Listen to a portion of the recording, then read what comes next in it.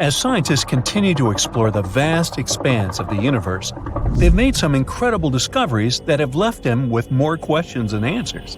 From a scorching super-Earth to a football-shaped world, the exoplanet discoveries of 2022 are truly out of this world. So hold on tight, the future of exoplanet discoveries is looking brighter than ever. Number 1. New type of exoplanets. Red dwarfs make up over 70% of all stars in space. So, in September of 2022, scientists decided to take a closer look at the small worlds orbiting them. What they found was amazing. New type of exoplanets that were made of half rock and half water, either in liquid or ice form.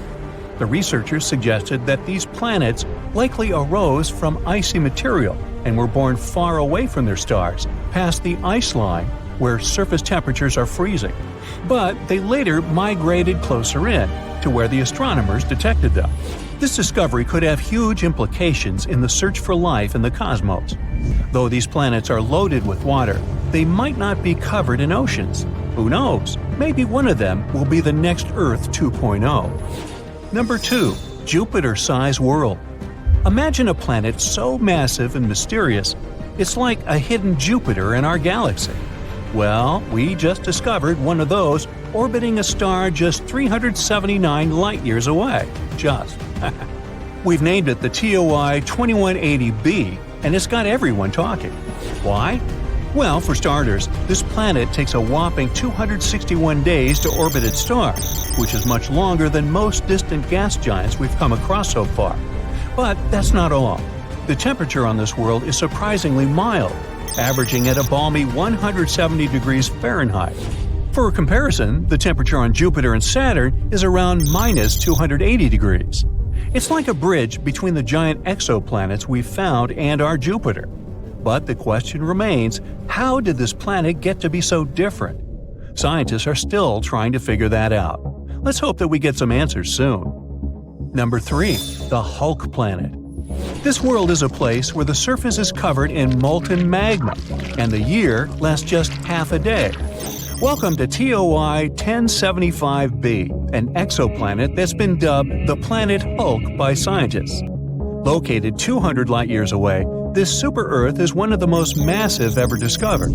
Its proximity to its parent star causes its surface to reach scorching temperatures of 1922 degrees.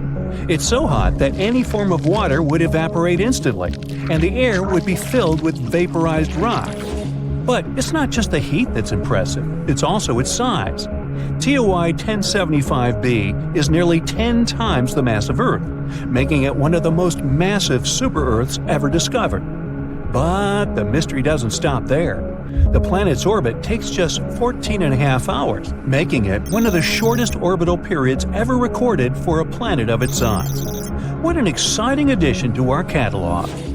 Number 4. 3 doomed planets.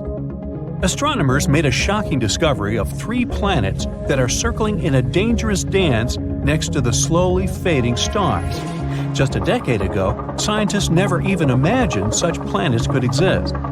These gas giant planets, similar in size to Jupiter, orbit way too close to their slowly fading stars. They're basically walking on the edge. Take one of them, for example, dubbed TOI 2337b. Its orbit will likely send it hurtling straight into the fiery arms of its host star in less than 1 million years. Well, I won't be around then.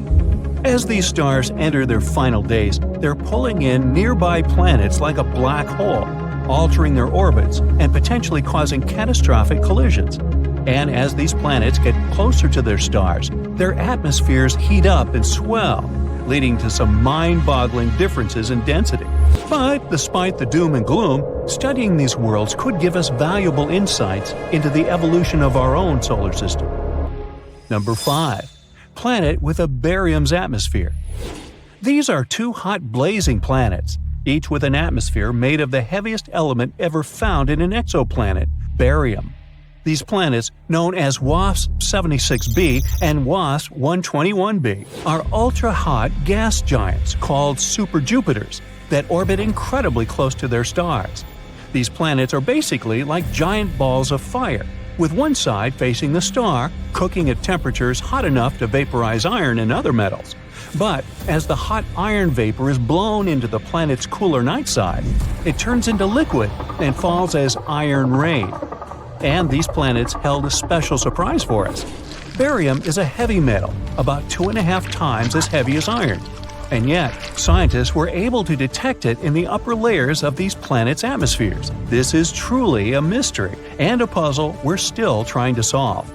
Imagine landing on a planet like this and looking at this rain of iron and the heavy barium in its skies. That would be awesomely horrifying. Number 6. The Football Planet. Get ready to have your mind blown, space enthusiasts, because we've just discovered the ultimate football-shaped planet, and it's unlike anything we've ever seen before. Meet WASP 103b, the ultra-hot exoplanet that's more than 1,000 light-years away from Earth. This gas giant is so close to its parent star that its shape is being stretched by the intense gravitational forces. But this isn't just a fun shapeshifter. It's also a valuable scientific discovery. By studying the planet's passes across its star, we were able to measure its deformation for the first time ever.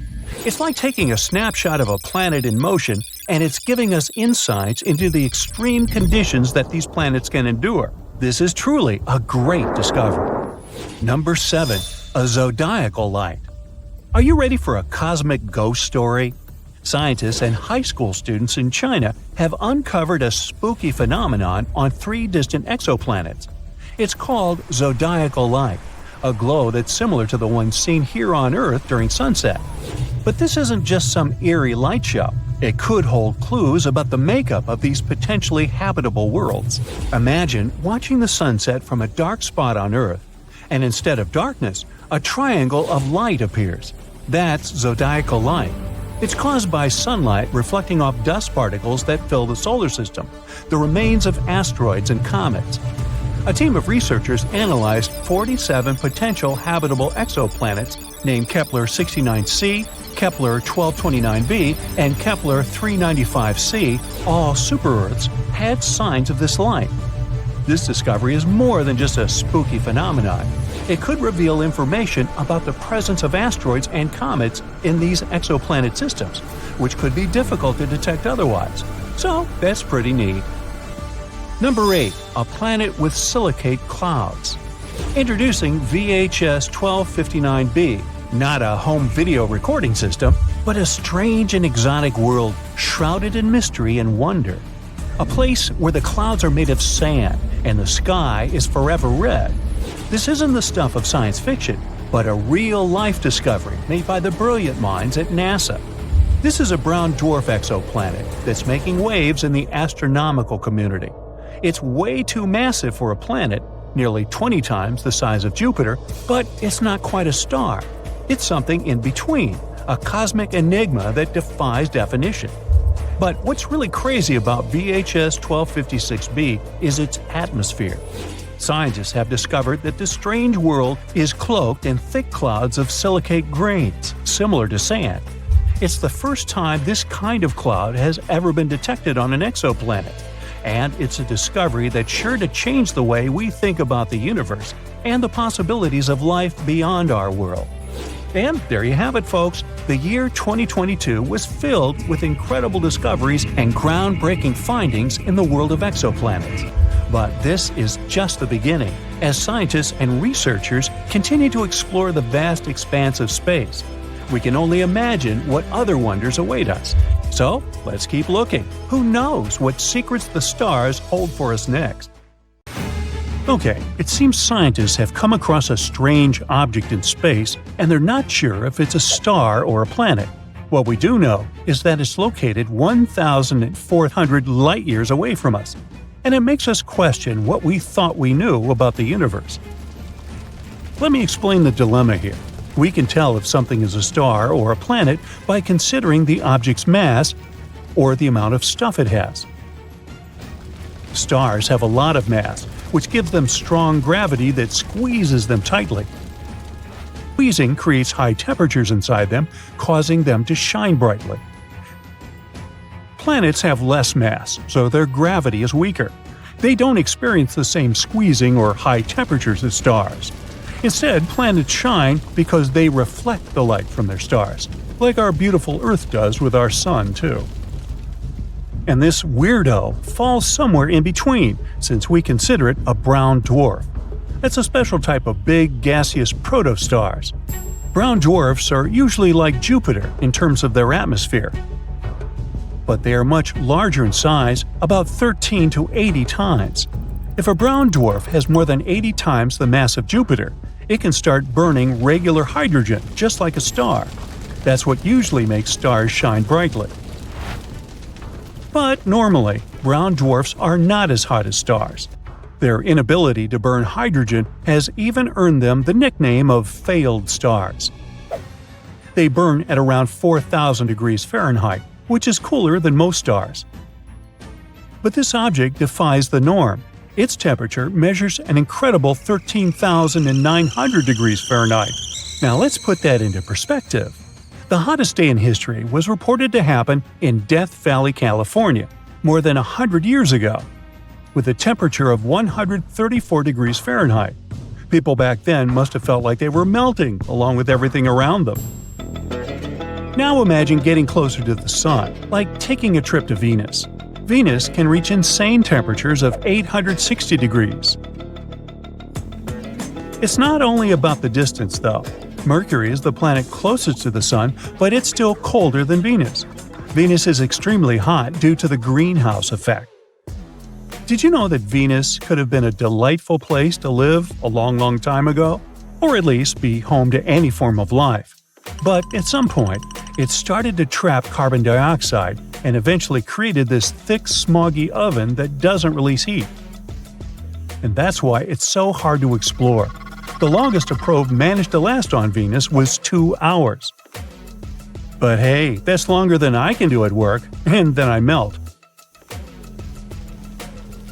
So yeah, then you get to the Sun. Its surface burns at an incredible 9,930 degrees Fahrenheit. And what's fascinating is that this weird brown star we're talking about is hotter than that. I mean, it's not hotter than the Sun's core, whose temperatures go up to 27 million degrees, but it's still very impressive and unusual for a brown dwarf to be this hot. At least, that's what everyone thought until they realized why it was happening. The brown dwarf is remarkably close to another star that falls into the category of white dwarfs. They're so close to each other that our mysterious star makes one orbit around its white dwarf friend in just 2.3 hours. Woo! How old we'd be over there! Since they're this close, they're tidally locked like our Moon and Earth. That means one side of this brown dwarf always faces the white dwarf, and the other side is forever in darkness. Because of all this, our brown dwarf is superheated on one side only. So its day side is what got us confused. While the temperature on the night side is what you would expect from a brown dwarf. But these extreme conditions won't last long. Such a hot temperature makes the molecules in the dwarf's atmosphere break apart into individual atoms. And while its molecules are falling apart, this brown dwarf is slowly disappearing. And if you think this brown dwarf is hot, what would you say about Eta Carinae? It's a star located about 7,500 light-years away from Earth, and it belongs to an elite group of stars we call luminous blue variables. One astronomer first noticed it in the 17th century, but back then, it was just a regular medium-bright star. Almost 200 years later, another astronomer was observing it. But this time, it was a very bright star, one of the brightest ones in the sky. A few years later, it reached the highest level of brightness in a big event called the Great Eruption. When it happened, the star could be easily seen in the night sky. It released so much light, as much as is emitted in a supernova explosion. It remained like that for a couple of years, which is not what usually happens with exploding stars. After the party reached its peak, the star decided it was time to leave. It's still hesitating though, so it's still alive but dimmer than before. There's a nebula around Eta Carinae too.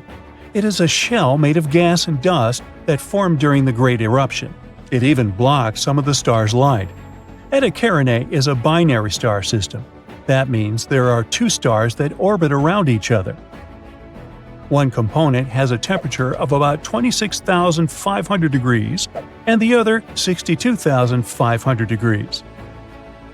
The main star in the Eta Carinae system, which is the more massive of the two, is 100 times heavier than our Sun. Because of its enormous mass, scientists predict that this star may eventually explode in a powerful event known as a supernova.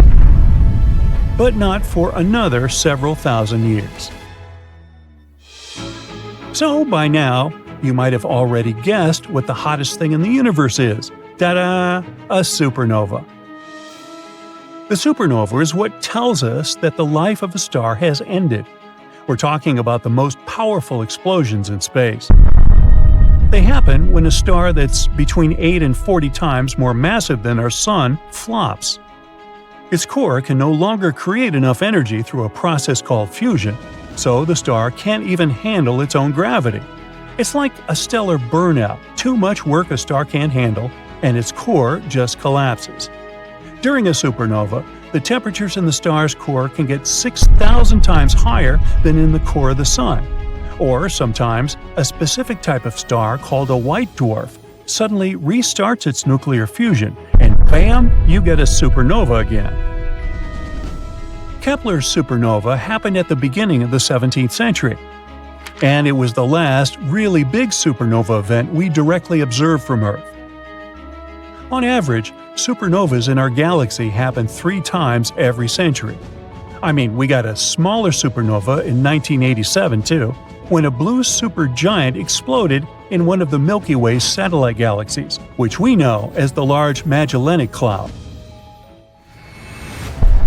This explosion was so strong, people could even observe it with the unaided eye, even though it was incredibly far, 168,000 light-years away from our home planet. What a topic for summer days, huh? But check this out. We can also talk about the hottest thing people have ever created, made in a surprising place, Switzerland. Nah, we're not talking about a super hot chocolate. A group of scientists there created a subatomic soup called a quark gluon plasma. In this experiment, the temperature got 250,000 times as hot as the Sun's core. The purpose of this experiment was to recreate the conditions that existed shortly after the Big Bang, when the universe was still in a state of chaos. Okay, let's get even more extreme. In theory, things can get even hotter. Have you heard of the Planck temperature? It's an insanely hot temperature with numbers so high we can't even imagine. A supernova is like tepid tea compared to this madness. And who even knows what the matter does at these temperatures? Okay, I'm done. Now we take you back to your regular universe. Bye now. An exoplanet is any planet inside our solar system. Some of them are free-floating. Those are called rogue planets. They move around the galactic center. Others orbit their host star, or two. For the first time, astronomers discovered exoplanets in the 1990s. Since then, scientists have found thousands of them. And now, you can sneak a peek too. Spoiler alert, some exoplanets are pretty bizarre. Others resemble our home planet and could probably support life. The closest to Earth exoplanet is Proxima Centauri b. It's a mere 4.2 light-years away from Earth. Recently, astronomers have found out that this world might resemble Earth even more than previously thought. It's only 17% more massive than our home planet. It orbits a star that is dimmer and less massive than the Sun. Proxima Centauri b is in the middle of the star's habitable zone.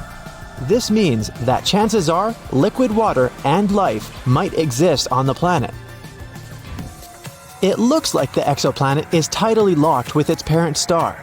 This means one of its sides faces the star at all times, and the other is always in the darkness. Scientists haven't figured out yet whether the planet has an atmosphere. It's traveling too close to its star and completes one orbit within 11 Earth days. The radiation from the star might be pulling the planet's air away. If this is the case, Proxima Centauri b isn't likely to have liquid water on its surface. Gliese 832c is 16 light-years away from Earth. In the cosmic scheme of things, it's a stone's throw away. This exoplanet is 5 times as massive as Earth and travels much closer to its parent star. That's why a year on this planet lasts a mere 36 days. But since this star is a red dwarf, much cooler and dimmer than the Sun, Gliese 832c gets as much light and heat as our planet does. At the same time, it's still unclear if Gliese 832c is similar to Earth. It probably has a much thicker atmosphere that creates a runaway greenhouse effect. This phenomenon occurs when a planet absorbs more heat from its host star than it can release back into space. This means that Gliese 832c is more likely to resemble scorching hot Venus rather than relatively cool Earth. Another Earth-like planet, TOI 700d, is 100 light-years away from us in the constellation Dorado. It orbits a small and rather cool dwarf star that is about 40% of the mass and size of the Sun. Its surface temperature is half as high as that of our star. The outermost planet, which is the very TOI 700d, is almost the size of Earth. It also sits in the habitable zone of its parent star. No flares from TOI 700 reach the planet. This increases the chances of the exoplanet being habitable. This means it can potentially develop and maintain life. Scientists don't know for sure the exact conditions on the surface of the planet, but one of the computer simulations they've created shows a planet covered with an ocean. It has a very dense atmosphere dominated by carbon dioxide. Astronomers think a similar atmosphere surrounded Mars when it was a young planet. But another 3D model shows TOI 700d as an all-land, cloudless world. That's what our Earth would probably look like if it wasn't covered with oceans. Winds on TOI 700d move away from the night side of the planet and meet in the area that directly faces the star.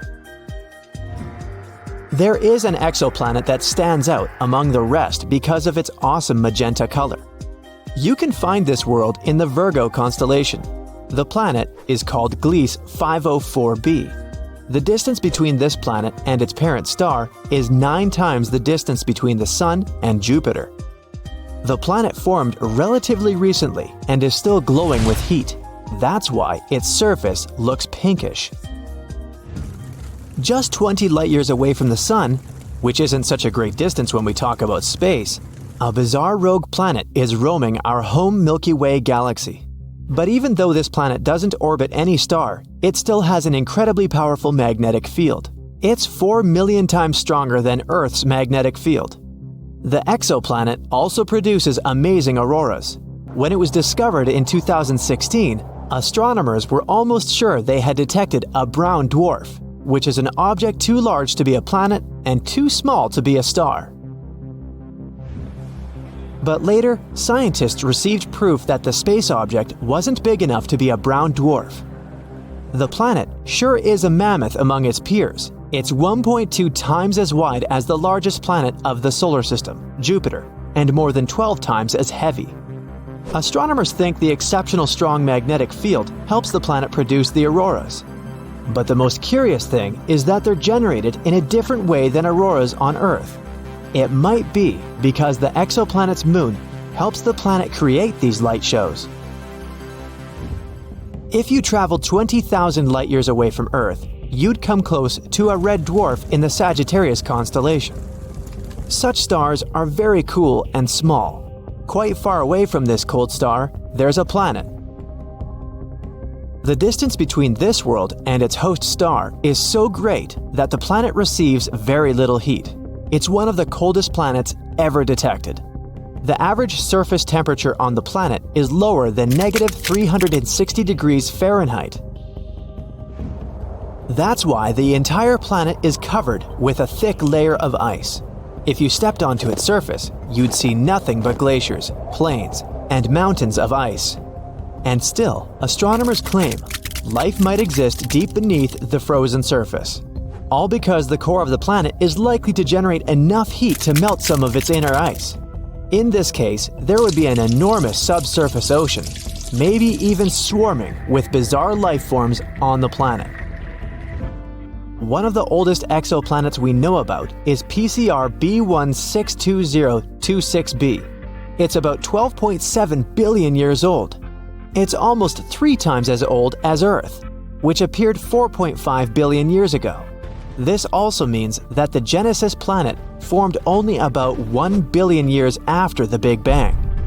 The planet is so old that its 2 parent stars have had enough time to evolve into a white dwarf and a pulsar, making almost 100 revolutions per second. Sunrises on this planet must look awesome. I bet the next exoplanet isn't like any other you might have seen before. It's often called Super Saturn or Saturn on steroids. That's because J1407b has a colossal system of rings. They're 640 times as large as those of Saturn. The bizarre world is 434 light-years away from Earth. It's the only planet we know about that has rings similar to Saturn's. If you moved J1407b to our solar system and replaced Saturn with it, its rings would look many times larger than a full moon. Astronomers have noticed a gap halfway through the planet's rings. The chances are high that an exomoon the size of Mars orbits the planet somewhere within this gap. If you lived on this moon, you'd have an awesome view every time you looked up into the sky. This exoplanet, called WASP-12b, munches on the light coming from its star. It's one of the darkest worlds people know about. All because its day side consumes light rather than reflects it back into space. The planet is giant, twice the size of Jupiter, and it traps more than 94% of the light that reaches its atmosphere. This is likely to be the main reason for the insane temperatures on the surface of the planet. They can rise up to 4,600 degrees Fahrenheit. It's almost half as hot as the surface of the Sun. WASP-12b travels so close to its host star that it needs just 1 day to complete one orbit. Its night side isn't as hot as the day side, a mere 2,200 degrees Fahrenheit. Because of this difference in temperature, water vapor and clouds gather above the surface of the planet. From time to time, swirls of material from the planet's superheated atmosphere spill onto its star. About 4,000 light-years away from Earth, there's an exoplanet that might be one enormous diamond. It's 5 times the size of our planet, but needs only 2 hours and 10 minutes to orbit its parent star. It's a pulsar rotating at a rate of 10,000 times a minute. The planet is denser than any other we've discovered so far. It consists mostly of carbon, which is so dense that astronomers think it might be crystalline. If it was true, it could mean that at least some part of the planet is diamond. On WASP-76b, it rains iron on the night side of the planet, and the temperature on the daytime side rises up to 4,300 degrees Fahrenheit. That's hot enough to vaporize most metals. This exoplanet is a bit smaller than Jupiter and located 640 light-years away from Earth. Such terrifying weather conditions in this world are caused by its unusual orbit. The distance between WASP-76b and its parent star is 10 times shorter than the distance between Mercury and the Sun. That's why the star and the huge planet are tidally locked. One side of WASP-76b always faces the star, and the other side is always pitch black. This bright blue exoplanet sits 62 years away from Earth. A bit larger than Jupiter, it looks calm and peaceful. Its blue color might remind you of our home planet. But this familiar appearance conceals the planet's horrifying nature. The beautiful hue comes from silicate atoms and particles that make up the atmosphere. But the wind speed on the planet can reach 5,400 miles per hour. That's 7 times the speed of sound. The temperature there can rise up to 1,600 degrees Fahrenheit. But this isn't the worst. In this bizarre world, it rains glass, sideways. So it's probably not the place where you'd like to spend your vacation.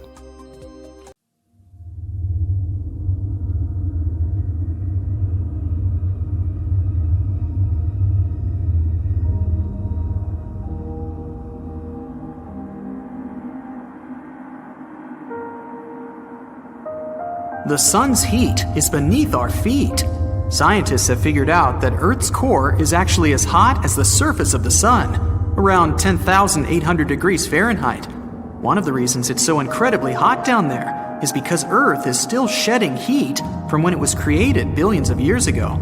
Also, when an object as big as Mars slammed into the young Earth, it not only created the moon, according to one theory, but melted the surface of the planet. A lot of that extra heat is probably still stored inside the core. But there's no need to worry. The planet's core is harder for us to access than it is to probe the surface of Pluto. In fact, chances are we may never develop technology that could physically reach the core.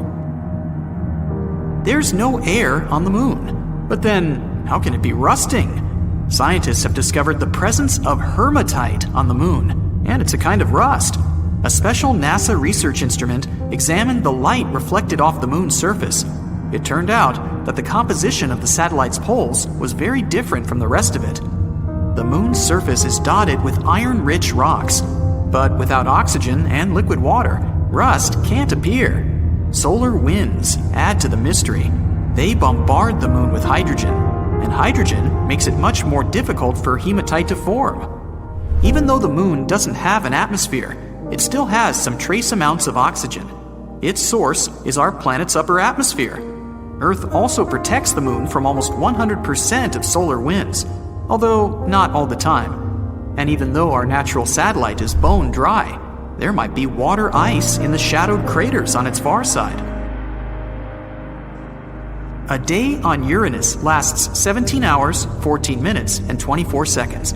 But get this, the planet has a tilt of around 98 degrees, and that makes a season on the gas giant last 21 Earth years. Mars has 2 moons, Phobos and Deimos. In the next 30 to 50 million years, Mars's gravitational forces will tear Phobos apart, and it will likely result in the formation of a ring around the planet.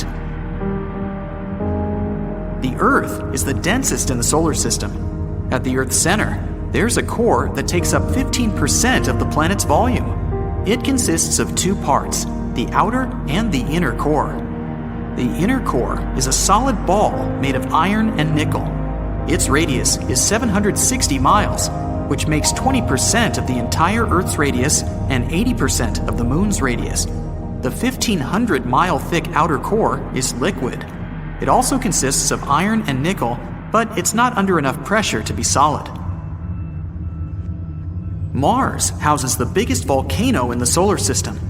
While everything seems to be calm on Mars nowadays, in the past, some sort of force caused enormous volcanoes to form and erupt. One of these volcanoes is Olympus Mons. It's 16 miles tall, which is the height of 3 Mount Everests, and 374 miles across, making it about the size of Arizona. The volcano grew to such a gargantuan size because of the weak gravity on Mars and the lack of tectonic plate movement. Gravity is not the same everywhere. The rocks, metals, and other minerals and substances that make up the planet are packed into the ground more tightly in certain places than in others. This has surprising consequences. Gravity varies slightly depending on where you are. You weigh 0.5% less standing at the equator than you do at the poles. In most cases, that's a difference of less than 1 pound. How high up you are also has an effect. So if you were at the top of Mount Everest, you'd also weigh slightly less. Just don't look down. Earth's toughest living thing is so small you can't see it. Water bears, also known as moss piglets, are cute little creatures with 8 legs and squashed up heads that are less than 1/100th of an inch in length. Despite their microscopic stature, they can basically survive anywhere. They prefer bits of wet moss or the bottom of a lake, but they won't complain if you put them somewhere really uncomfortable. They can endure extreme cold and incredible heat, and survive both huge pressure and high radiation. Some of the little bears once even managed to survive unprotected in outer space for 10 days without a problem. That is tough. They handle all these things by rolling up into a ball and hibernating, which reduces their need for oxygen and food. The moon's gravity is about 17% of that on Earth. If you weighed 200 pounds on our home planet, on the moon, your weight would decrease to a mere 34 pounds. You would also be able to carry stuff 6 times heavier than what you can carry on Earth. It would also be easier to walk on the moon's surface, but it would be more dangerous too. Your feet, inside a heavy spacesuit, would sink into the lunar soil up to 6 inches deep. But let's imagine you decided to skip the tedious process of walking by leaping through the air. Then you'd likely lose control of your jumps in no time. Plus, the moon's surface is littered with deep craters. It would be a tough feat to avoid all of them. You can see solar eclipses because even though the moon is 400 times smaller than the sun, it's also 400 times closer to Earth. So it's perfectly capable of obscuring the star. But in 50 million years, I won't be around then. The moon won't be able to block the sun completely because of the satellite's changing orbit. A full NASA spacesuit costs an unbelievable $12 million. Yeah, I can believe that. 70% of this hefty sum is for the control module and backpack. At the very center of Uranus, there's a rocky core, small, just half the Earth's mass. Compared to other planets, Uranus's core is rather cool, 9,000 degrees Fahrenheit. An ice mantle surrounds the solid core, and that's the largest portion of the planet, about 80%. It's also not the ice you might be thinking about. It's a hot, dense fluid made up of water, ammonia, ice, and methane, sometimes referred to as a water-ammonia ocean. Uranus's atmosphere is mostly hydrogen and helium, but it has its blue-green color because of methane gas that absorbs the red light. The ocean on Jupiter is larger than any other in the solar system. But unlike Earth's oceans, it's made not of water, but of metallic hydrogen. The ocean's depth is a mind-blowing 25,000 miles. That's almost the same as the distance around Earth. Venus is a champ when it comes to volcanoes. The planet has about 1,600 major ones, but none of them is known to erupt. There's a supermassive black hole 250 million light-years away from us.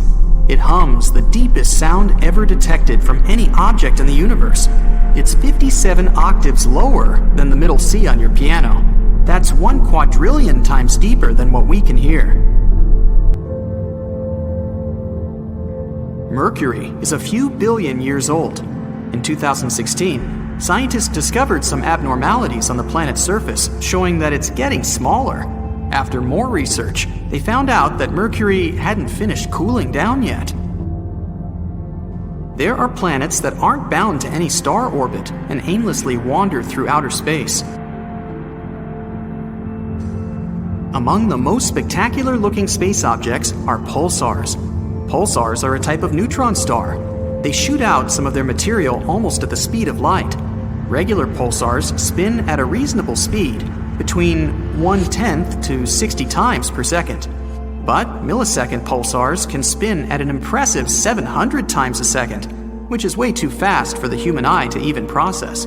As they spin, they emit a beam of radiation from their axis that looks like the light from a lighthouse. Astronomers can notice pulsars when they face Earth, since it looks like a light being shined on our planet. When the light shines elsewhere, the pulsar can't be seen. Our sun is insanely massive. Want some proof? 99.86% of all the mass in the solar system is the mass of the sun. In particular, the hydrogen and helium it's made of. The remaining 0.14% is mostly the mass of the solar system's 8 planets. Saturn's rings are very thin compared to its size. If you had a scale model of the planet that was 3 feet wide, the rings would be 10,000 times thinner than a razor blade. Even though Venus is the hottest planet in our solar system, it still has snow. But not what you'd expect. It snows metals and rains acid. Not a great vacation spot.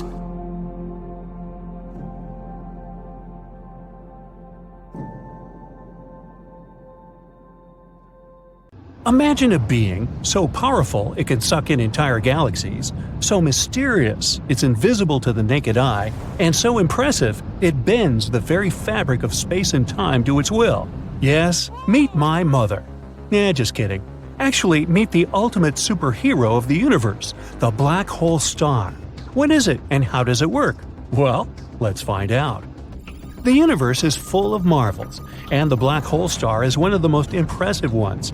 It's a supermassive force that can bend the laws of physics and a true enigma for scientists to unravel.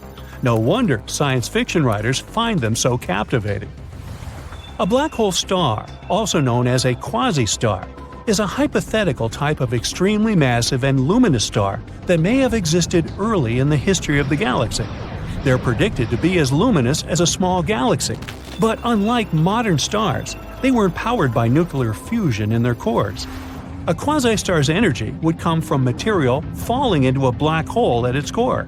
And yes, just like a normal black hole, these stars have the power to suck in anything and everything that gets too close, including stars, dust, and even entire galaxies. But how is it possible that the star is born from a black hole? And what's more, how do they continue to coexist together? Well, first let's discuss how black holes are born in general. It all starts with a supermassive star, one that is at least a few times more massive than our own Sun. This giant of a star burns bright and hot, shining with the light of 1,000,000 suns. But eventually, it runs out of fuel and its fate is sealed. As its lifespan comes to an end, it makes one final massive boom, a blast so powerful it can outshine an entire galaxy. This blast is called supernova. During this boom, the outer layers of the star fly away, while the core gets squished together by its own gravity. If the squished core is heavy enough, it can keep squishing until it becomes a black hole. And just like that, a black hole is born. Don't even try to put diapers on this thing. Now, this cosmic monster baby can continue to grow by swallowing up anything that comes too close, including stars, dust, and even entire galaxies. This is basically what's happening now in our universe with supermassive stars. But what about quasi-stars? The formation of a quasi-star could only happen early in the development of the universe, before hydrogen and helium were contaminated by heavier elements. And because of that, quasi-stars have one important feature. They are gigantic, so enormous that it's literally impossible to imagine. They may have been dwarfing even the largest known modern stars, like VY Canis Majoris and Stephenson 218. No wonder they're so scary. They were born from protostars, one of the first stars in the universe, the great-great-grandfathers of, everything. So now imagine a protostar so massive that its core collapses into a black hole, just like we described before. But the key difference is that in a regular supernova, the outer layers of the star are blown away by the energy released during the boom. Meanwhile, in a quasi-star, these outer layers are massive enough to absorb the energy without being blown away. What do we get in the end? A star with a black hole in its core that weighs from 1,000 to 10,000 solar masses. This quasi-star is about 14,000 times bigger than our Sun, which makes them bigger than any star we know today. These celestial titans have some pretty crazy properties. Once a black hole is formed at the center of a giant protostar, it starts to give off a ton of energy. This energy helps to balance out the force of gravity, making it kind of a giant fusion-based star. They would be so bright that each one would look like a small galaxy. Quasi-stars would have a pretty short lifespan, around 7 million years. Just for comparison, our Sun is about 4.5 billion years old, and it's only halfway through its lifetime. But either way, during this short period, the black hole at the center would grow to be about 1,000 to 10,000 times the size of our Sun. Quasi-stars are also thought to be super hot, with temperatures reaching over 17,500 degrees. But as a quasi-star gets older, it starts to cool down, and its outer layers become see-through. Eventually, it cools down to a temperature of 6,740 degrees, and at that point, it's curtains for the quasi-star. It can't survive at that temperature, so it just dissipates, leaving behind an intermediate mass black hole. Unfortunately, right now, there's no observational evidence for the existence of quasi-stars. This is because they're thought to have only existed a very, very long time ago. They may have been very massive population 3 stars, which are extremely rare and difficult to detect. It's also very unlikely that any of them would still exist today because of their super short lifespan, only 7 million years. So why do scientists believe that quasi-stars could have existed? Because they're looking for ways to explain how supermassive black holes formed so early in the history of the universe. They're found at the center of most galaxies. But how could these monsters have formed so quickly? After all, it takes a really long time for small black holes to grow into supermassive ones. This is where the idea of quasi-stars come in. These stars aren't just destructive forces of nature. They're like the black belts in the martial art of gravity. They can bend and twist anything to its will. That's why these stars, if they really existed, had to play a crucial role in the evolution of galaxies. They must have been instrumental in shaping the universe as we know it. So, those intermediate-sized black holes that they left behind could eventually turn into supermassive black holes in the center of galaxies. But we're still yet to solve this cosmic mystery. Detection and study of black hole stars is like trying to find a needle in a haystack. Only instead of a needle, it's an invisible and mysterious object. And instead of a haystack, it's the vast expanse of space. But with the help of some pretty cool technology and a lot of brainpower, scientists are getting closer to uncovering the secrets of these celestial giants. Here are some things that can help us in this research. First of all, gravitational waves. They're like ripples in the fabric of space-time, caused by the movement of massive objects. Albert Einstein predicted them way back in the 20th century, but they were finally detected only in 2015. We caught them by observing the collision of 2 black holes. This discovery confirmed that black holes can merge and that they're a powerful source of gravitational waves. Scientists think that by studying these waves, they can learn more about how black holes form and grow.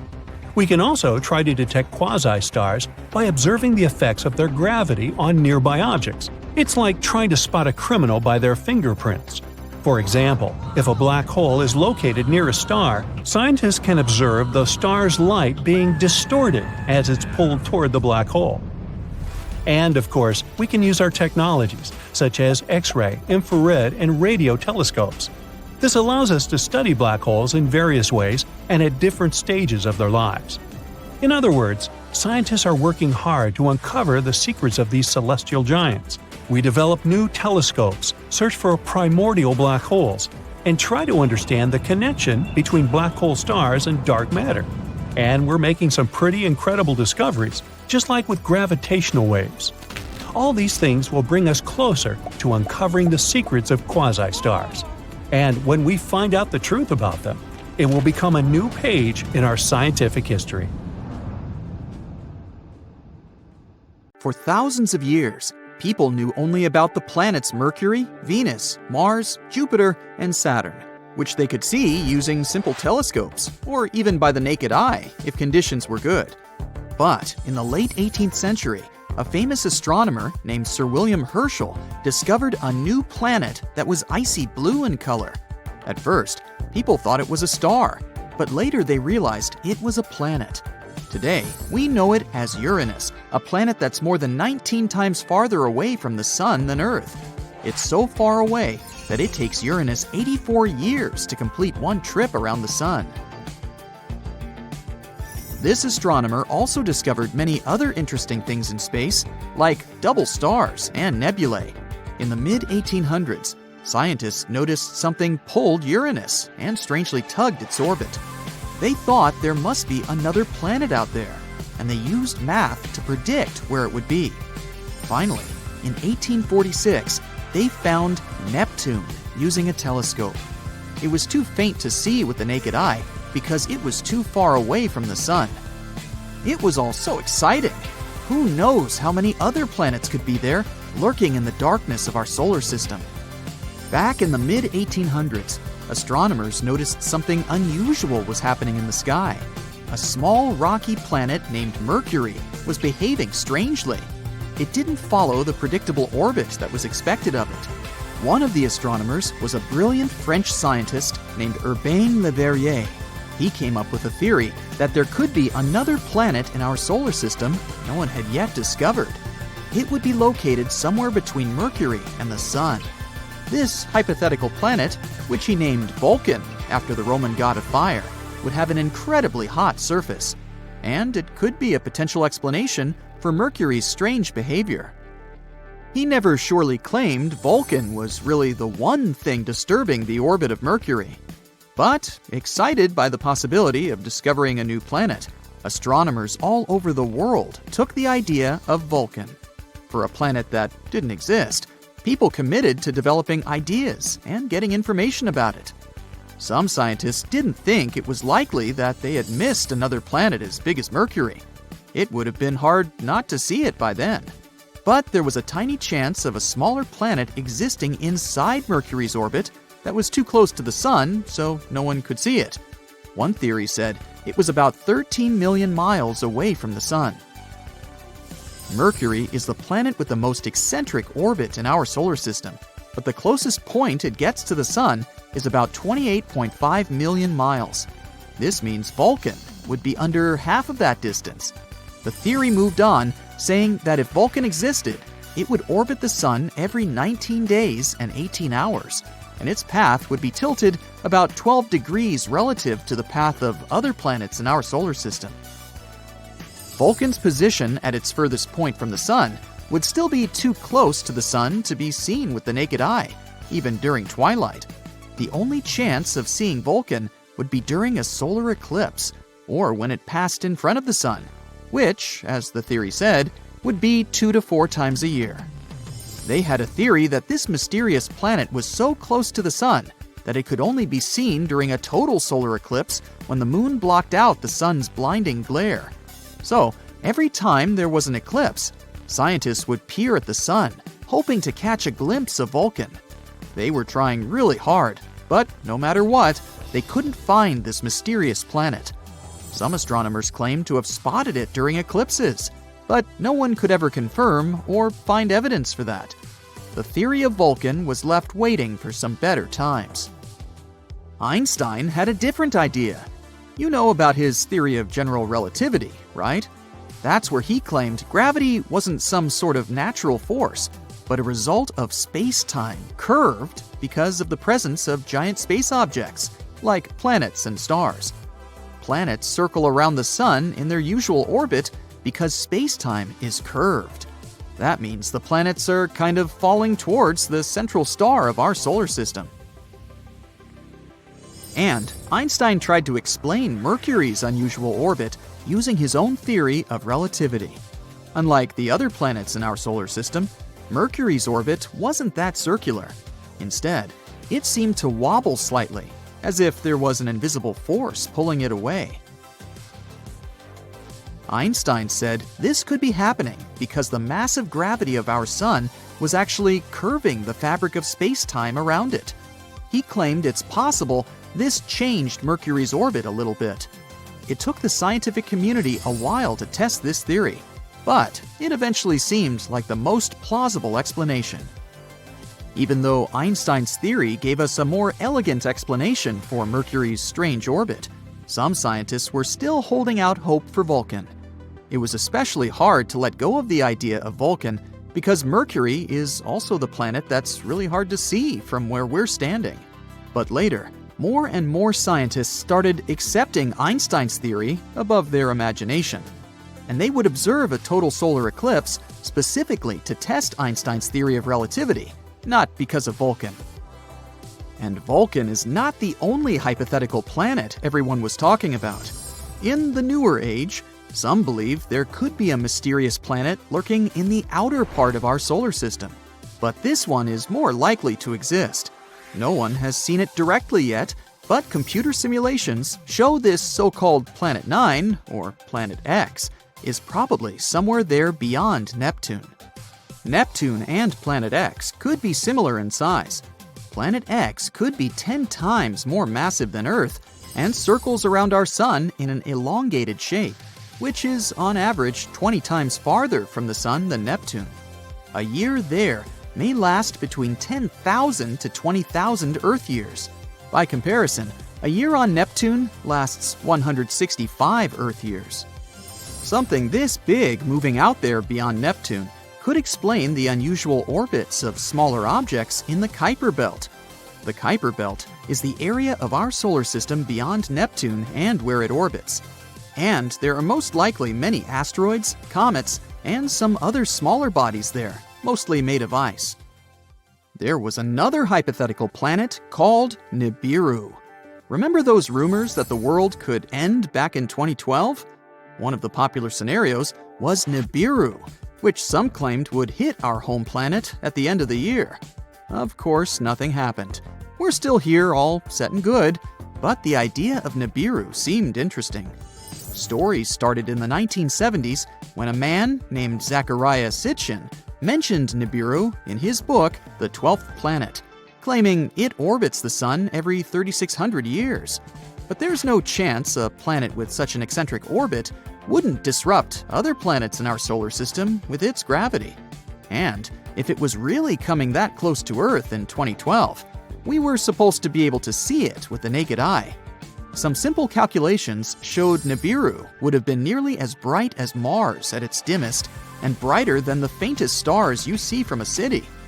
Oh well, maybe we'll have more luck in the next 3,500 and something years. In 2011, a comet named Elenin appeared that many people thought could be Nibiru.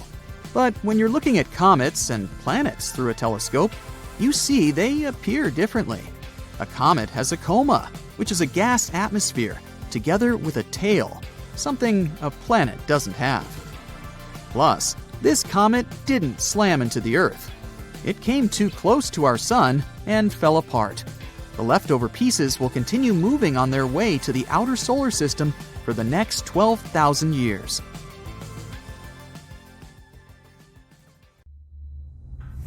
Earth. Home. The third blue rock from the Sun. The only known planet where life can thrive.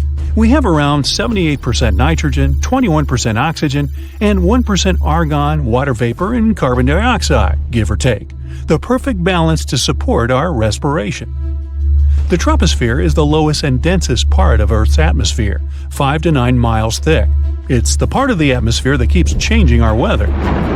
For any life to exist, we would need this atmosphere and the same combination of gases to breathe. If all the planets in our solar system were combined to become a mega-Earth, then humans wouldn't have evolved the way we are today, and we'd have a very different planet. If we take the landscape of Mars, we'll only have solid land without large bodies of water. Earth is the only planet in our solar system with bodies of water. One of the first wonders to see will be Olympus Mons, the largest volcano in the solar system. It towers Mount Everest by a long shot at 78,000 feet above the ground. Valles Marineris is a group of canyons that make the Grand Canyon in the U.S. feel like a average one. This wonder stretches for almost 2,500 miles and goes more than 4 miles deep. On top of these epic terrains, there's plenty of other grand-scale locations on Mars that are way bigger than the ones on Earth. The planet might be as large as Jupiter. If the Earth were the size of a grape, then Jupiter would be the size of a basketball. We'd have the size of Jupiter and the rings of Saturn floating around us. The rings may seem like some large chunks of rock in the air, but they're actually ice particles and chunks of iced rocks. They range from the size of pebbles to car-sized ones. Saturn's rings are supported by the unique gravity in the region. With a lot of these ice rocks floating in the sky, there won't be much sunlight entering the planet, which means the planet will always be colder than usual. Not to mention the many moons it has. Our megaplanet could also have many moons circling above us, contributing to the tidal waves. Jupiter is known for the red spot, a place twice the size of Earth that has hurricane-like storms that have been going on for hundreds of years. The people of Mega-Earth will settle far away from it. Mercury is a planet but looks like the Moon due to all the craters lying around. That's because of many asteroids and comets striking it over billions of years. But the landscape here mainly consists of mountains, highlands, cliffs, and valleys. The Caloris Basin is almost 1,000 miles wide. They believe it was formed by a comet. The deserts on Earth are mainly hot and consist of dunes of sand, but they also have flat plains and small hills. The largest desert in the world is the whole Antarctic continent. Mercury has no atmosphere to trap any heat, so it gets really hot when the sun is facing it and freezing cold when the planet turns away from it. On this combined mega-Earth, the desert will most likely have a similar landscape to that of Mercury. The animals living here will probably be something like giant scorpions and desert snakes that soak in some sun during the day and go out hunting at night. But the soaring day temperatures would melt anyone walking. And even though Mercury is the closest planet to the Sun, it's not the hottest. Venus has temperatures of nearly 900 degrees Fahrenheit. Scientists believe that the lands here are flat because of the extreme temperatures, but it's not all flat, with some volcanoes and highland areas. We can probably find this terrain and climate near the equator, since it's always hot there. Humans can't live there unless they build special domes to sustain life.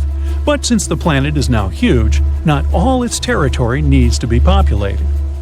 Some areas will have the proper atmosphere for breathing, but some places might not have such luxuries. Over at the poles, the climate will most likely mimic Pluto's, even though it's not technically a planet anymore. In 2006, they officially declared it a dwarf planet, and it's even smaller than the Moon. There's not much known about this little mini floating rock, except that it's composed of around 70% rock and 30% ice. Scientists believe that a part of its surface is covered in frozen nitrogen, solid methane, and carbon dioxide. Since the megaplanet is huge, gravity might be quite strong here. Jupiter's gravity is enough to double your weight. Humans will most likely be really tall and mega-sized to match the big planet. Even the oceans will be huge. Our oceans will look like little lakes compared to what Mega-Earth has in store for us. Humans need something close to 24 hours in a single day. Our bodies adjusted to it quite well, but it wouldn't affect us too much if the day had a few extra hours or a few hours less. We can't live on any other planet without wearing the proper gear. We wouldn't last more than a few seconds in places like Jupiter, Neptune, and Saturn. It's possible to last as long as you can hold your breath on Mars. The atmosphere is thin and the gravity is similar to ours, but you might freeze. Even though it's a red planet, it's actually very cold and has ice caps in the poles covered with carbon dioxide. The same's true for Mercury. You can only last there as long as you can hold your breath and be in the sweet spot between the sunrise and the sunset. Ancient civilizations wouldn't have been as diverse as they were on Earth, since the extreme terrains and conditions wouldn't have allowed for discovery and trading. But eventually, as humans developed special technologies for certain areas, different cultures would emerge. Many animals would also evolve in specific and unique ways, but because of the planet's enormous size, isolation, and being on top of the food chain would let certain animals be around since the beginning of the planet without evolving. So it's possible that this mega-Earth might have ancient dinosaurs roaming around, and they'd be even bigger than the ones on Earth. And even though there's a high chance that some humans might be physically different than each other, there might even be more than one species of humans living on opposite ends of the planet. Because of the isolation, they evolved in their own ways according to their surroundings. Over the centuries, technological advancements would spread different cultures around, and we'd be more open to each other. Neanderthals and Homo sapiens once lived side by side and were considered as the two species of humans. Neanderthals were intelligent and used tools for hunting and drawing. Homo sapiens were survivors and wandered around to discover new land. There could be two dominant human species and other minor ones that live in certain areas on Mega-Earth. They'd be bigger, tougher, and faster than us. The ones who live by the trees would have elongated limbs to stretch out and swing from tree to tree. The ones that live in savannas will probably run really fast and have long legs for that. Countries and cities will be bigger than what we have on regular Earth. A country can be as big as Earth itself. The human population can reach tens of billions. Special transportation technology might be invented for people to travel from one continent to another. Covering those distances can take months or even years if using regular aircraft. High-speed trains that travel so fast over land, and rocket-like planes going through the sky. Traveling through oceans will require extremely sturdy ships. Traveling through the Atlantic Ocean is already scary for many, so imagine going on a voyage across a body of water that's potentially 8 times the size of Earth. We're going to need a bigger boat. There'll be areas to avoid, like the red spot with its perpetual storms raging on. But the tourist industry might have some room for anyone who wants to see it. Living on such a huge planet is unlikely going to become a reality for most of us anytime soon. But scientists are already discussing moving to other planets to find a new home for humans. This planet, the one right here, shouldn't exist, but it does. A newly discovered planet rotates around a star that's much smaller and dimmer than our Sun. The planet, however, is enormous. Such a tiny star couldn't create it, so it's like finding an ostrich egg in a chicken coop. A team at Penn State built a special tool called the Habitable Zone Planet Finder. It's an instrument that's supposed to find planets around dim, cool stars. It's connected to a big telescope in Texas. The tool looks at the light from these stars, which is mostly in the near-infrared, beyond what our eyes can see. This gadget can spot changes in a star's speed caused by a planet. If the star movement slightly changes, that means there must be a gravitational pull nearby. Years ago, this technique helped find the first known exoplanet around a star like our Sun. Today, we've improved this method to make more precise measurements. Our main goal is to find Earth-like planets. They should be rocky and located in habitable zones, areas around stars where liquid water could exist. The Doppler technique isn't that great at finding Earth-like worlds yet, but works well for cool, dim stars. And that's how we discovered the impossible LHS 3154b. Planets usually form in disks made of gas and dust in space. Picture a flat, spinning cloud of tiny particles. These particles come together and stick to each other, creating a flat, rotating disk. Over time, these tiny bits combine to form a solid core. This is the starting point for a planet. Once the core is there, it attracts more dust and even gas like hydrogen and helium. But making a planet this way isn't easy. They need a lot of stuff, mass, and materials. This process is called core accretion. Stars are a huge help in that process. Usually, big stars have more gravity, so they can gather more stuff to form planets. But the star we discovered recently isn't very big. It's 9 times smaller than our Sun. A star this small shouldn't have a big enough disk to make a heavy planet. To do that, its disk should have been at least 10 times bigger. But this heavy planet, LHS 3154b, exists. Now, this mysterious planet is 13 times heavier than our Earth. It's similar in size to Neptune.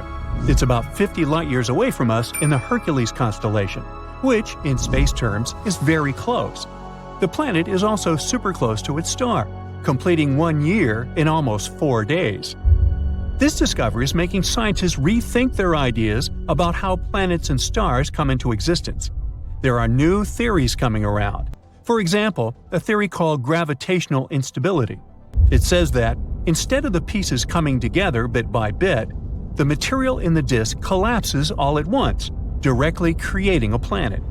But even with this theory, it's hard to explain how such a heavy planet could form without a really massive disk. It'll take us some time to figure out the truth. This isn't the first planet that makes us doubt our theories. Recently, scientists found another planet called Hala. This planet is orbiting a star called Baekdu, and just like the previous one, it shouldn't really exist. It's way too close to its star. Stars change a lot during their lives. Normally, when a star becomes big and prepares to leave this world, it's called the red giant stage. A star like that tends to destroy or push away any nearby planets, creating a huge mess.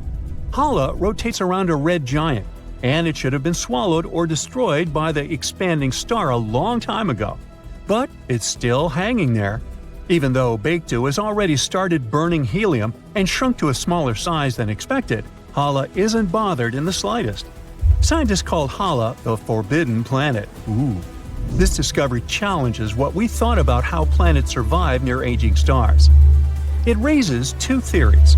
One suggests that Baekdu was once two stars, a white dwarf and a red giant.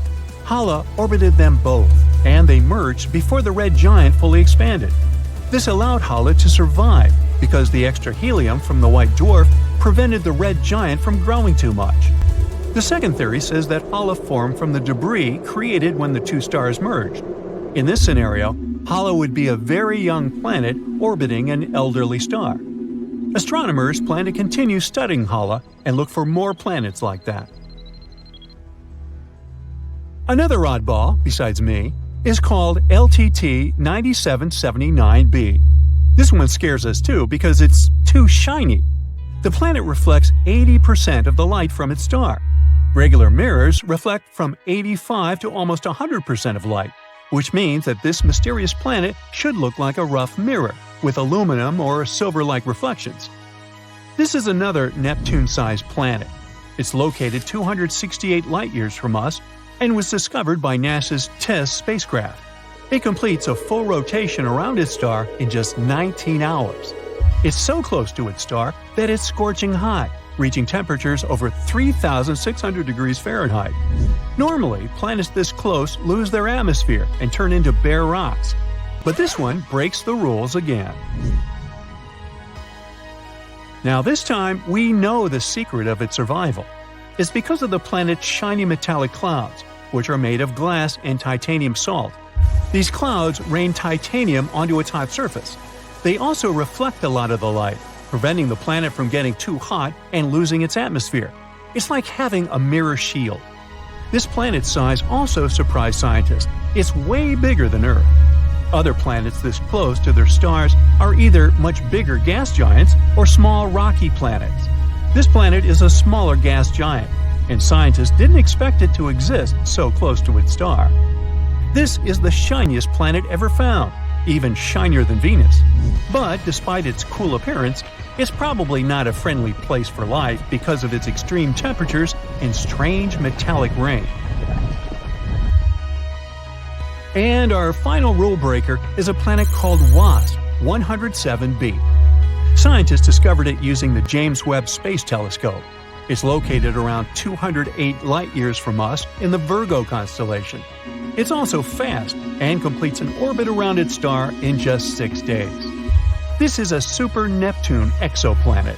It's similar to Jupiter in some ways, including the same size and scorching hot temperatures. But the main difference is that it's much lighter, weaker, and less dense. This is the least dense planet we've discovered so far. After researching some more, we also found that it has a tail. The helium on the planet extends beyond the transit egress. The planet is slowly losing its atmosphere due to extreme ultraviolet radiation from the star. This creates a comet-like tail. So, it looks like a fluffy comet. But that was just the beginning. The planet's low density, or fluffiness, allowed astronomers to study its atmosphere in detail. They found some surprising things, like water vapor and clouds made of fine silicate particles, which are like really fine-grained sand. The planet's host star doesn't emit a lot of high-energy light. But since WASP 107b is so loose, the light can penetrate deep into its atmosphere. This creates sulfur dioxide that smell when you light a match. In other words, it's a fluffy planet that rains sand and smells like matches. The researchers think the sand clouds in the atmosphere form in a similar way to clouds on Earth. They just have droplets of sand instead of water.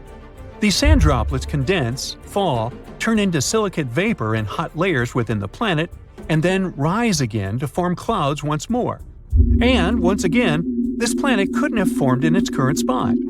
Astronomers say that it likely moved closer to its star from a birth orbit because it was attracted by some heavier neighbor. It also follows a retrograde orbit, meaning it orbits in the opposite direction to its star's rotation.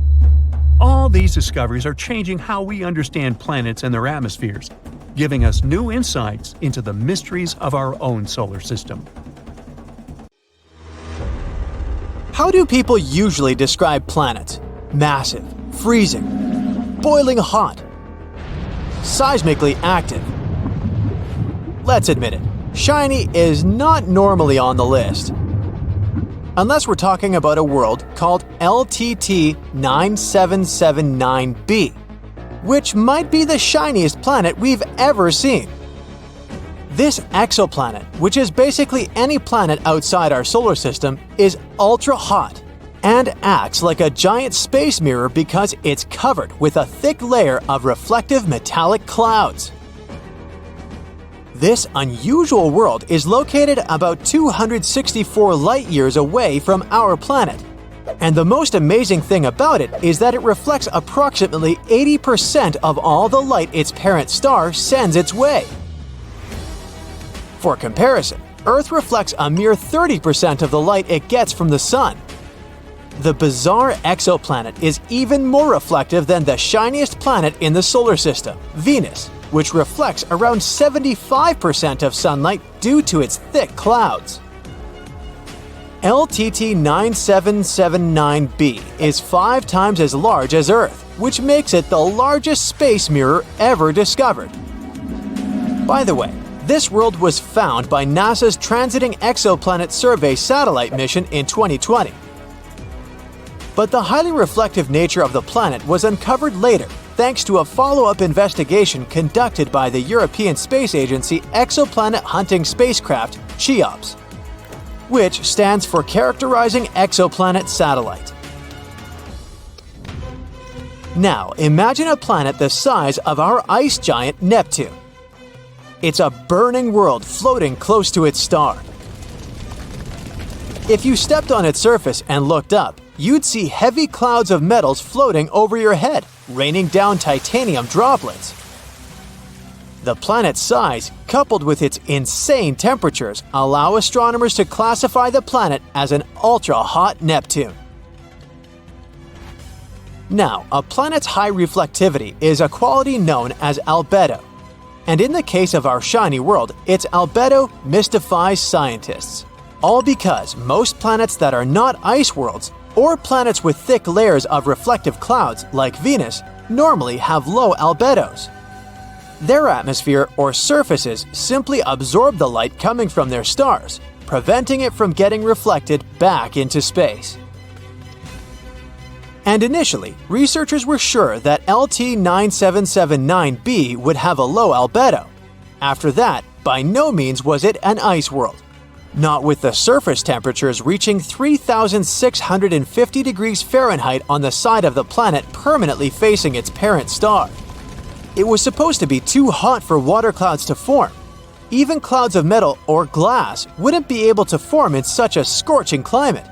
Astronomers expected a planet like that to have its atmosphere destroyed by its star, which would leave behind a lifeless, rocky world.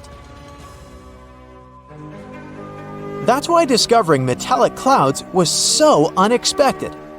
Of course, researchers were eager to find out how such clouds could have formed. It had remained a mystery until they decided to think about the cloud formation in the same way as condensation that appears in the bathroom after you take a hot shower. There are 2 ways to steam up your bathroom. You can cool the air until the water vapor condenses, or you can keep hot water running until clouds form. It will happen when the air in the bathroom becomes so saturated with vapor that it won't be able to hold it anymore. So, researchers came to the conclusion that most likely the atmosphere of the shiny planet became oversaturated with silicate at one point. And then, metal started vaporizing due to boiling hot temperatures on the permanent day side of the planet. But if you think that the reflective nature of LT 9779b is its only unusual feature, you might want to hear this. The exoplanet is an example of an extremely rare planetary type, and ultra-hot Neptune. Astronomers have been searching for such planets for decades, but those preferred to remain a mystery. The fact that the planet survived so close to its star might be linked to its high reflectivity. Some experts believe that the metal clouds covering the planet probably reflect light and prevent the planet from overheating and evaporating. Plus, such a highly metallic atmosphere is much heavier and harder to blow away than any other. Now, about 850 light-years away from Earth, a planet called WASP 121b orbits its star. This planet is a hot Jupiter, which means it's a gas giant moving very close to its star. And because of such a short distance, the planet is also insanely hot. The average day temperature there is around 5,000 degrees Fahrenheit. Interestingly, just like our previous shiny world, this planet also has metallic clouds floating over its surface. But that's not the only oddity. WASP 121b has a bizarre oblong shape. Can it be because the planet is tidally locked to its star? It means that one of its sides always faces the star, while the other is always turned to the darkness of the cosmos. In other words, it's always daytime on one side of the planet and nighttime on the other, which causes crazy temperature differences. Researchers think it might be the reason for the metallic clouds. The water cycle on WASP 121b is also pretty bizarre, to say the least. On the illuminated side, the atoms that make up the planet's water get ripped apart by the insane temperatures. After that, they get blown by winds moving at 11,000 miles per hour to the other side of the planet. There, much lower temperatures allow the atom to recombine into water molecules. At the same time, the nighttime side is cold enough for metal clouds consisting of iron and corundum to form. When these clouds migrate to the daytime side of the planet, they vaporize and rain down metal on the planet's surface. But if these clouds don't seem impressive enough, I've got more. Astronomers predict that the planet will rip itself apart in the next several million years because of its incredibly fast winds and wild temperatures. Plus, the gravitational pull of the planet's parent star also plays its role in this dark prediction. Since WASP 121b is so close to the star's gravity pulls the planet into a weird oblong shape and makes gases like iron and magnesium leak from the planet's atmosphere. This pull is so strong that the planet is always on the verge of a tidal disruption. If it ever happens, the planet will come apart for good, metallic clouds and all. Just 20 light-years away from the Sun, which isn't such a great distance when we talk about space, a bizarre rogue planet is roaming our home Milky Way galaxy. But even though this planet doesn't orbit any star, it still has an incredibly powerful magnetic field. It's 4 million times stronger than Earth's magnetic field. The exoplanet also produces amazing auroras. When it was discovered in 2016, astronomers were almost sure they had detected a brown dwarf, which is an object too large to be a planet and too small to be a star. But later, scientists got some proof that the space object wasn't big enough to be a brown dwarf. The planet sure is a mammoth among its peers. It's 1.2 times as wide as the largest planet of the solar system, Jupiter, and more than 12 times as heavy. Astronomers think the exceptionally strong magnetic field helps the planet produce the auroras. But the most curious thing is that they're generated in a different way than auroras on Earth. It might be because the exoplanet's moon helps the planet create these light shows. Another planet you probably shouldn't set foot on is WASP 76b. There, it rains iron on the night side of the planet, and the temperature on the daytime side rises up to 4,300 degrees Fahrenheit. That's hot enough to vaporize most metals. This exoplanet is a bit larger than Jupiter in terms of size and is located 640 light-years away from Earth. Such terrifying weather conditions in this world are caused by its unusual orbit. The distance between the planet and its parent star is 10 times shorter than the distance between Mercury and the Sun. Now, Jupiter used to be flat and look like an M&M candy. Now I'm hungry. And it wasn't the only flat pattern in our solar system. Turns out there are tons of things that can go wrong during a planet's formation, like locking up to the sun or getting whooshed into open space. Let's check it out. The Earth isn't flat, but Jupiter might have been. Instead of being a big round ball, gas giants in our system might have started more like flat pancakes. Jupiter is one of the oldest of our neighbors. It's 4.6 billion years old, just like our Sun. And when it was just a baby planet, it likely formed through a process called disk instability. It all begins with stars. When a star is forming, it doesn't look like a round object. It's more like a big disk of stuff. During this stage, really hot winds made of charged particles blow out. The dust in that disk contains stuff like carbon and iron. Some of them collide and stick together, forming bigger objects.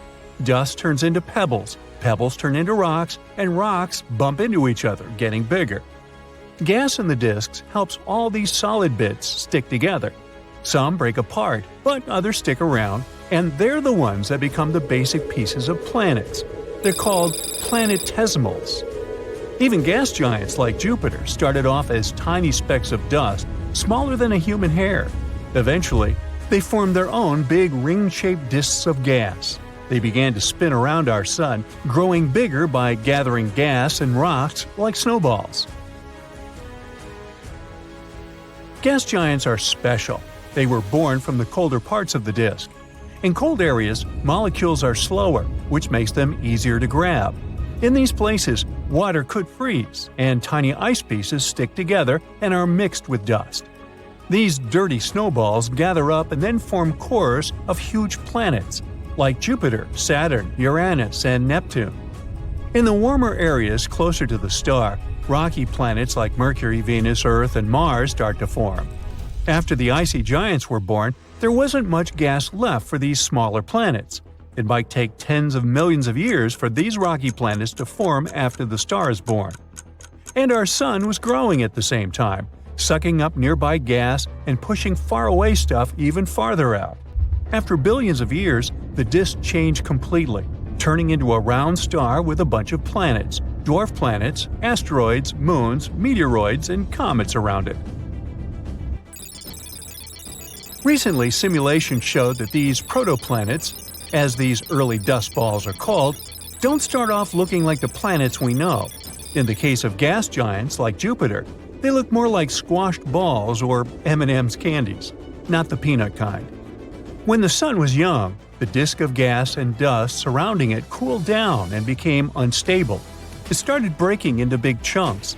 These chunks dramatically collapsed together under huge gravity to create Jupiter. It became a round gas giant over time. There are a lot of oddities that can happen during that process of planet formation. Ever wonder why Venus or Uranus spin in the opposite way compared to other planets? Usually, when things form from a spinning disk of gas, they tend to spin in the same direction.